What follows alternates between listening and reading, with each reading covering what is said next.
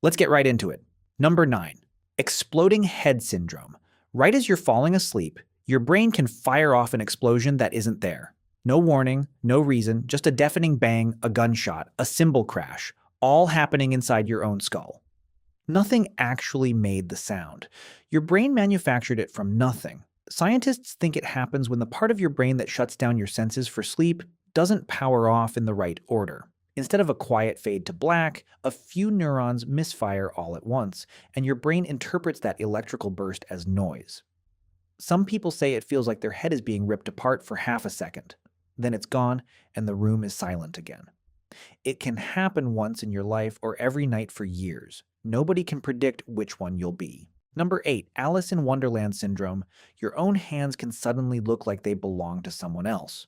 People with this condition watch their fingers stretch, shrink, or drift away from their body like they're viewed through a warped lens. Rooms feel enormous one moment and closet-sized the next. It's not your eyes lying to you. It's your brain's map of space breaking down.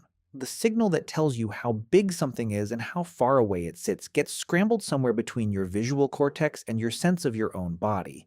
It's been linked to migraines, epilepsy, and even the Epstein-Barr virus. Lewis Carroll himself is thought to have experienced it, which is exactly where the name comes from. Your whole world can warp like a funhouse mirror, and you're the only one who can see it happening. Number 7, foreign accent syndrome. People wake up from a stroke or a head injury speaking in an accent they've never had. A lifelong resident of Georgia opens their mouth and sounds British. Someone from Indiana suddenly speaks with what sounds like a Russian lilt.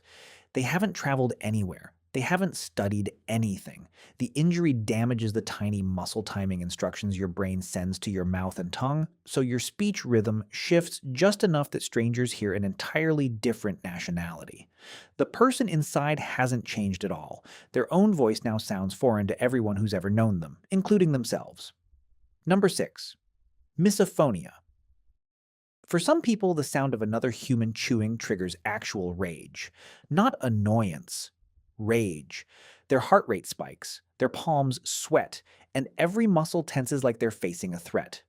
Brain scans show their emotional centers light up as if they were being attacked, all triggered by a spoon scraping a bowl. It's not a personality quirk, it's a wiring problem between the part of the brain that processes sound and the part that processes danger. Somewhere along the line, those two systems fuse together, and now they fire as one. A pen click, a sniffle, someone breathing near them. Their nervous system reads it as a siren going off. Number 5, Fregoli Delusion. Your brain can convince you that one person is secretly everyone.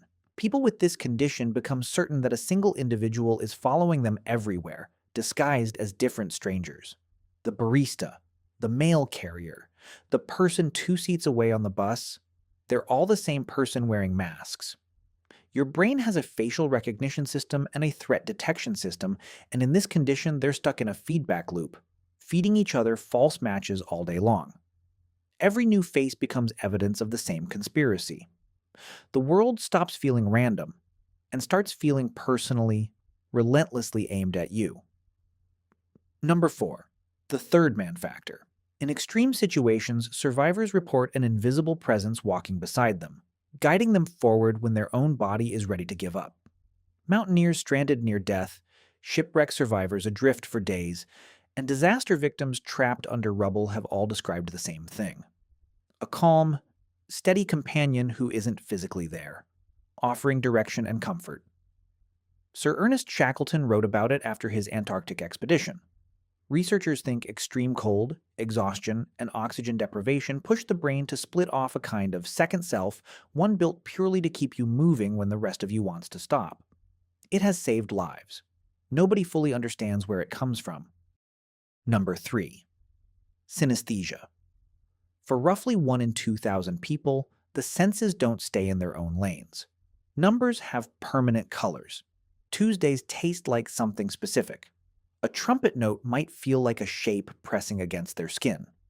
Their brain's wiring crosses 2 senses together at the neural level, so one sense automatically triggers another, every single time for their entire life. The pairings never change. If the number 7 has always been yellow, it will be yellow when they're 7 years old and when they're 70. Some describe it as beautiful. Others describe a grocery store as overwhelming because every label and every price tag comes with an uninvited flavor or color attached. Number 2. Terminal lucidity. Hours, or even days before death, people with advanced dementia or Alzheimer's, people who haven't recognized their own family in years, sometimes wake up completely clear. They speak in full sentences. They remember names. They ask about people from decades ago. They say goodbye. Then the clarity vanishes, and shortly after, so do they. Doctors and nurses have documented this for centuries, and nobody can fully explain it. Some think it's a final surge of brain activity as the body shuts down. Whatever it is, families are left with one last lucid conversation they never expected to get back. Number 1. Cotard Delusion. This is the one that breaks the mind completely. People with this condition become convinced they are dead. Not sad, not suicidal, just certain, with total calm, that their body has already died and is simply still walking around. Some believe their organs have rotted away inside them. Some stop eating because why would a dead person need food? Some describe smelling their own decay. It's thought to come from a severed connection between the part of the brain that recognizes your own face and the part that attaches feeling to that recognition, the same broken wiring behind Capgras delusion, just turned inward on the self instead of outward on someone else.